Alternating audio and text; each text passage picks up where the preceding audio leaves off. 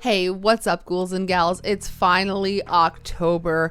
I couldn't get entirely into Halloween content without getting into part 21 of our series of weird, underrated, under-recommended horror movies. A little bit disturbing, possibly strange, psychosexual, odd horror movies that people are not talking about.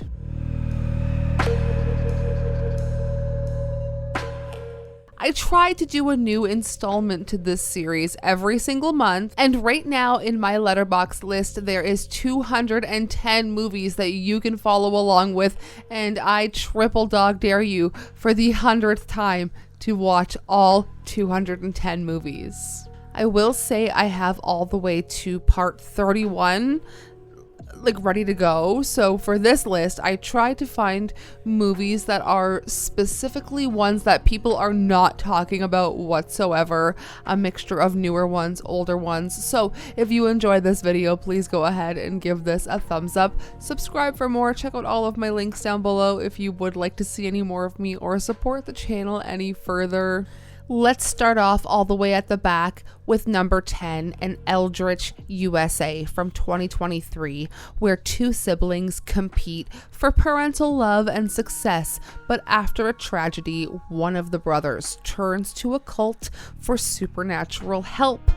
Their ritual unleashes an evil force on their town, leading to unforeseen consequences. And this one is a horror comedy, so if you are a fan of that genre with a little cult action thrown in, this one is one you should check out. At number 9, let's talk about Tahoe Joe from 2022. In 2022, filmmaker Dylan Brown set out with Green Beret and wilderness survival expert Michael Rock to document an attempt to find a missing person, but what they found instead was a horror thought to be a myth. I will go ahead and let you know, because I think it's right on the poster, this is a Bigfoot found footage film. So once again, if that's your bag, check this one out. I believe it's on Tubi. Okay, at number 8, this is something a little bit different, and I'm kind of intrigued by this one. Nightman from 2023. A young pregnant woman discovers that her perfect boyfriend may be a dangerous sleepwalker when she finds out of strange disappearances and murders taking place in their region. I really liked that this is a sleepwalking horror movie, kind of taken in more of a serious, non-paranormal tone. I feel like sometimes sleepwalking in horror movies can get a little paranormally, but I like that this one has a serial killer aspect.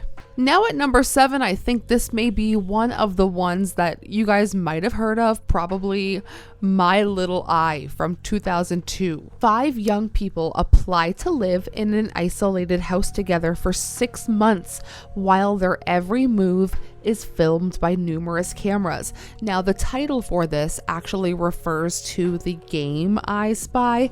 However, I think this has more of a Big Brother tone to it. So I guess I Spy meets Big Brother. Okay, number 6, I Didn't Come Here to Die from 2010. The story of 6 young volunteers working on a humanitarian project in the woods. Horrific accidents, rash decisions, and the unpredictability of human nature leads everyone to the same disturbing conclusion. Now, this one is definitely more of a B movie for sure. It leans on the cheesier side, but it's meant to be an ode to 80s horror movies. Next up is Immersion from 2023. I definitely wanted to put this one on your guys' radar, and I will get to why at the end of my little explanation here. So, mysterious deaths befall employees of a VR tech company. There is an unprecedented fear waiting between reality and the virtual world. Now, this comes from the director of The Grudge, Ju-on the Grudge series, the 2004 Grudge remake that ruined my life, also the director of Maribito. So if you like the tone of those kind of movies, this is kind of the scary, creepy, I don't know, there's something lurking behind the veil that Takashi Shimizu really likes to capture in his movies. But this one, dealing with VR tech and that kind of world, feels very current. But let's move into Asylum Blackout from 2011. A group of cooks at an asylum for the criminally insane get locked in with the inmates during a massive thunderstorm. Now, at the Toronto International Film Festival premiere of this, allegedly 2 people fainted.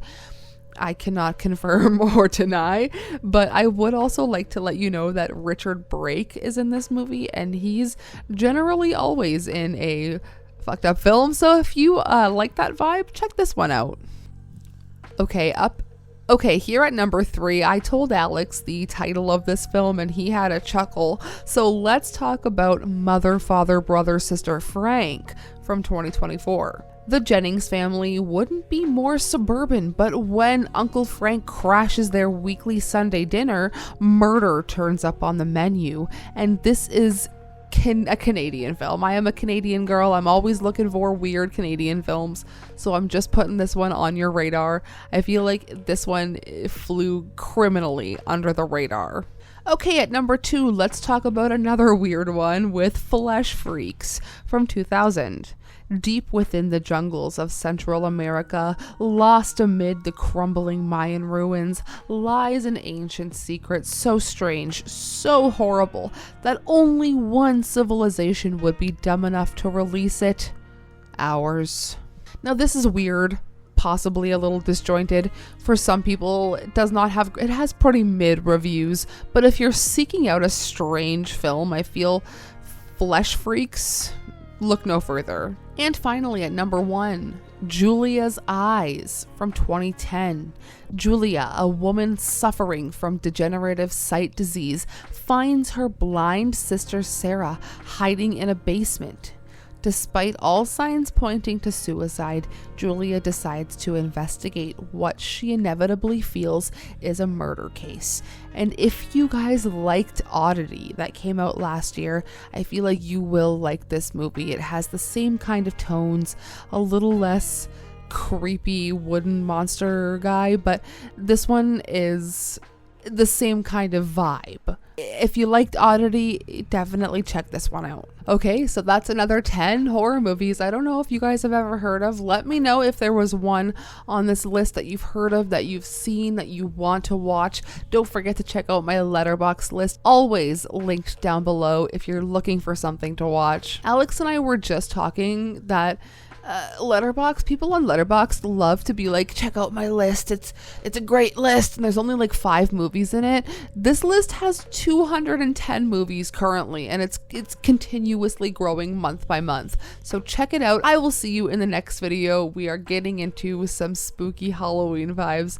I cannot wait. I'll see you soon. Sayonara, spooky fam.